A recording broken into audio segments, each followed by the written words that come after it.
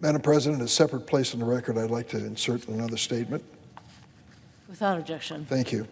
In the weeks since the Alito-Thomas Supreme Court majority erased the constitutional right to abortion, the right-wing disinformation machine is kicked into high gear. Again and again, we hear the same empty words of reassurance from the Republican side. They claim that overturning Roe simply handed the question of abortion back to the people's representatives, back to the states. Just that simple. This is false, and they know it. The reality is, overturning Roe has unleashed a health care crisis in this country. It's ripped a right to make essential health care decisions away from the people and their doctors and handed it to the politicians in individual states. As soon as Roe was overturned by the Alito Supreme Court, nearly a dozen states outlawed abortion. In Ohio, abortion access is so restricted that we've heard this horrible, bone-chilling story of a 10-year-old rape victim who was denied care in the state of Ohio. 10 years old, Madam President. At the age of 10, parents and grandparents are still worried about 10-year-old grandkids crossing the street. This 10-year-old victim had been raped. She was pregnant.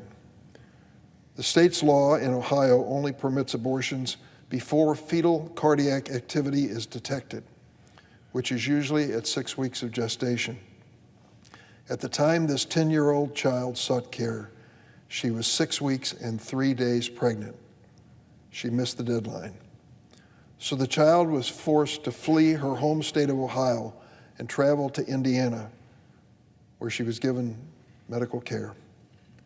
And from the moment this story made headlines, what was the response from Republican politicians and the conservative media? They said it was fake news. It's a hoax. They accused the doctor who treated the girl of just plain lying. They said that Democrats were making up these doomsday scenarios to scare the American people. And the Wall Street Journal, Madam President, even ran an editorial calling the story, quote, too good to confirm. But unthinkable and sickening as it may be, the story is true. So why did Republicans go to such great lengths to discredit it? Because they refused to admit the truth.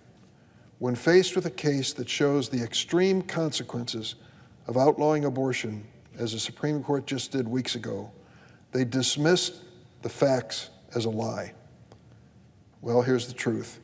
Republican anti-choice policies will force children who are still not old enough to cross the street on their own, to give birth. 10 years old. And Republicans are not content with simply banning all abortion. They want to prosecute the healthcare professionals who have to make the life and death decisions in the practice of medicine.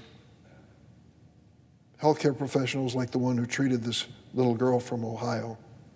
Just last week, Indiana's Republican Attorney General declared he was going to investigate this doctor from Indiana who provided this abortion. Well, what were his grounds for investigating? He claimed that the doctor didn't properly report the abortion to state authorities, but even that isn't true. Records show the doctor followed the law exactly as it's written. How did we reach this point? It has not even been a month since the Dobbs decision, and Republican officials are already finding ways to intimidate doctors who are providing essential care to Americans and America's children. The radical right-wing majority on the Supreme Court has given these lawmakers a green light to enact the most unreasonable, outrageous abortion bans imaginable. And as cruel as these bans may be, they cannot change the reality that reproductive health care is health care. In some cases, an abortion can mean the difference between life and death. The moment politicians start meddling in life or death health decisions, the moment we turn over these life and death decisions to a legislator rather than to a doctor and a patient, we are headed down a dark, dangerous, and deadly road. Here's what's happening. Right now, there is a doctor in America today who's being forced to make an impossible decision. Do I risk jail time? Do I risk criminal charges by providing the care that I believe my patient needs? Or do I sit back, and risk my patient's life and health from pregnancy complications. What a choice. Do you want to make that as an elected official? I'm not competent to make that choice. I'm a lawyer, liberal arts, didn't spend a day in medical school.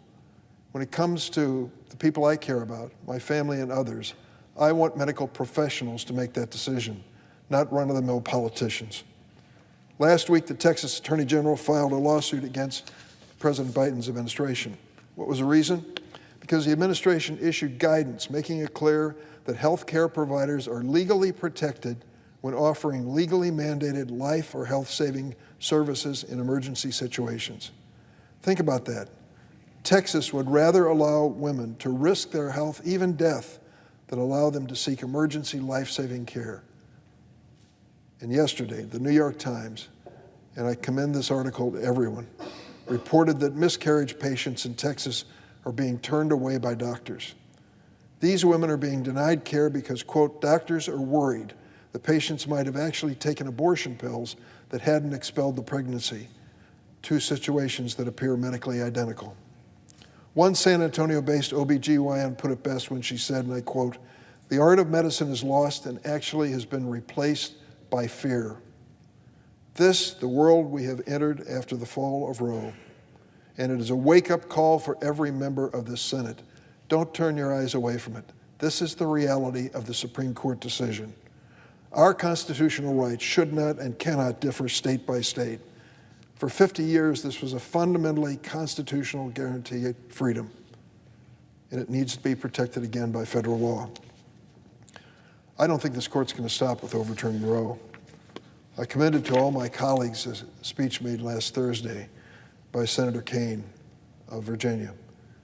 Before he was in politics, he was a civil rights lawyer, and he's a good one. And he explained the 14th Amendment and what it means if we are to take the Alito court analysis and basis and reject the notion that the 14th Amendment defines our citizenship in so many different ways. Justice Clarence Thomas has indicated the far-right majority is coming next for the right to family birth control and contraception. Oh, that can't be true, Senator. They're not going to go after birth control pills. Watch them. They've already announced they're on their way. And marriage equality. And making our decisions about the future of our families. This Senate must act to protect marriage equality and all the fundamental human rights that are under threat by this radical Supreme Court. The question, though, when November comes around, will the American people care? Or will they take a nap? Will they decide it's somebody else's problem? Well, I hope they don't, because these problems are really facing all of us as Americans, whether we like it or not. We'd rather not talk about this issue, but the Supreme Court gives us no choice. Now let's be sensible. These are medical decisions that should be made by medical professionals.